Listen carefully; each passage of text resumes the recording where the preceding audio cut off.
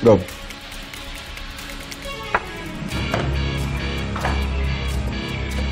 Hindi ko ginapang yung posisyon mo as chief of police para bigyan ako ng sakit ng ulo, ha?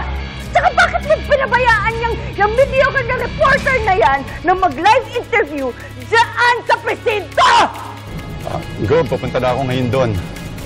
Yung staff ko kasi nagbigay ng permit kaya wala po ako alam doon, Gob. Wow, what a lame excuse! Lahat na lang hindi mo alam, ha? Bobo! Ayusin mo to, ha? You better fix this. Alalahanin mo, kung hindi kita sinuporta, you are nothing! You are nothing! I'm sorry for disappointing you, Gob. Gagawa ko ng paraan para mapalis yung mga reporters doon. Ayusin mo to, ngayon na!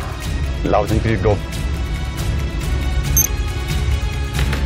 Rambo, hindi ka ba natatakot ng malaking tao mga nakakabangga mo? Hindi po, ma'am. Sabi po kasi ni tatay noon, kapag nasa panig ka ng katotohanan, kailangan mong ipaglaban. Tigil yan! Dahil interview na yan! Chief, mawalang galang lang po pero may permit po ako.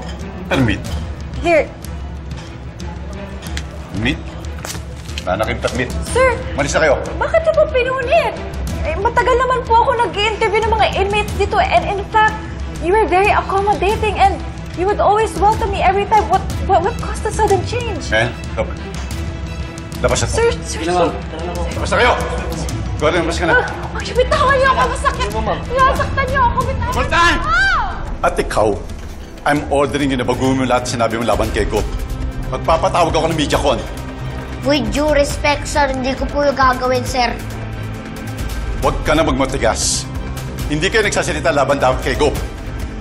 Wala po kayong karapatang diktahan kami sa mga gusto naming sabihin. Violation of freedom of speech po yan. Kung mahal niyo ang pamilya niyo, magsisitigil na kayo. Dali. Binabantaan niyo po ba kami? Sumasagot ka pang loob, ha? Palayain! Palayain! Palayain! Kalayaan para kay Rambo Agapito! Palayain ang bata pasit! Palayain! Walang kasalanan si Rambo! Walang kasalanan! Palayain! Kapag po may masamang nangyari sa pamilya ko, kayo po mananagot. Sir! May mga nagrarally po sa labas! Mga supporters ng po ni Agapito! No? Kuya, narinig mo yun? Sisilipin ko lang ha. Sandali lang.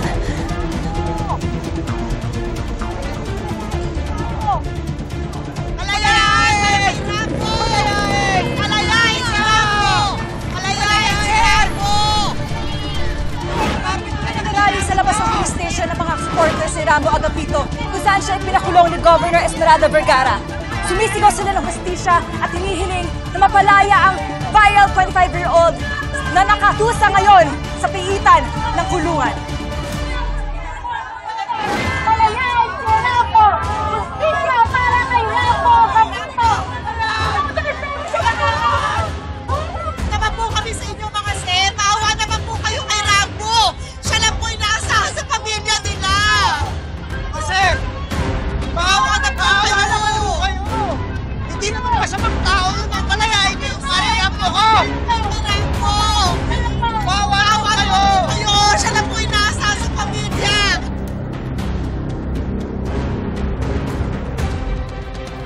Bigla dumami sa punto sa'yo.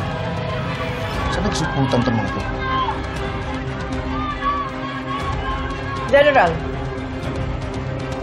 ayusin mo to. Huwag mong pabayaan na lumaki itong skandal na to. At saka bugawin mo nga yung mga hayop na hinayupak na yan. Ngayon na! Ngayon na! Kahit umiyak pa kayo ng dugo, hindi makakalaya ang Rambo nyo dahil wala kayong pampiyansa! Kaya mabuti pa magsialis na kayo! Magsialis na kayo! Kuya Rambo, Kuya, ang daming ang tao sa labas. Ang daming nagmamahal sa'yo, Kuya Rambo. Pupuntahan ko sila, ha? Sasamahan ko sila sa paghingi ng hustisya para makalaya ka na. Ring! Mag-ingat ka, Ring. Salamat, kuya.